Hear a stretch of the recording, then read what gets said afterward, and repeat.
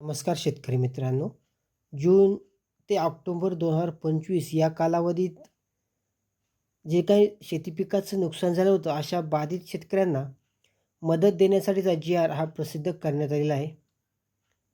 अतिवृष्टी, पूर व चक्रीवादळ यासारख्या नैसर्गिक आपत्तीमुळे जे काही शेती पिकाचं नुकसान झालेलं आहे, अशा शेतकऱ्यांना मदत ही जाहीर करण्यात आलेली आहे.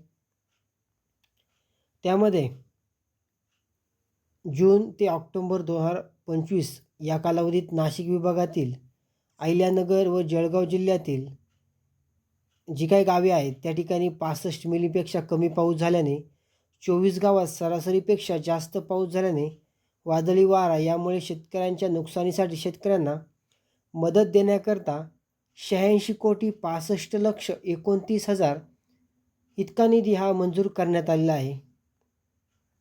एक वेळची विशेष बाब म्हणून वितरित करण्यात त्या ठिकाणी शासनाने मंजुरी दिलेली आहे.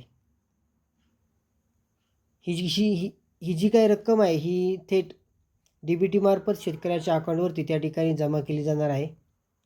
नाशिक विभागातील नाशिक, अहिल्यानगर आणि जळगाव या 3 जिल्ह्यांसाठी ही मदत जाहीर करण्यात आलेली आहे. म्हणजे ऑक्टोबर महिना, सप्टेंबर आणि जून. जळगाव जिल्ह्यात जून महिन्यामध्ये अतिवृष्टी झाली होती. मोठ्या प्रमाणात पाऊस झाला होता. वादळी वाऱ्यामुळे जे काही नुकसान झालं होतं शेतकऱ्यांचं, त्यांना ती मदत त्या ठिकाणी मिळणार आहे.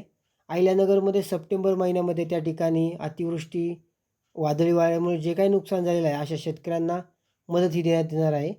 आणि नाशिक जिल्ह्यात ऑक्टोबर महिन्यामध्ये अतिवृष्टी, पूर परिस्थितीमुळे जे काही शेती पिकाचं नुकसान झालेलं आहे, जे बाधित शेतकरी आहेत, त्या शेतकऱ्यांना मदत ही देण्यात येणार आहे. अशी महत्त्वपूर्ण माहिती होती मित्रांनो. व्हिडिओ आवडला असेल तर नक्की लाईक करा आणि आपल्या मित्रांना जरूर शेअर करा. धन्यवाद.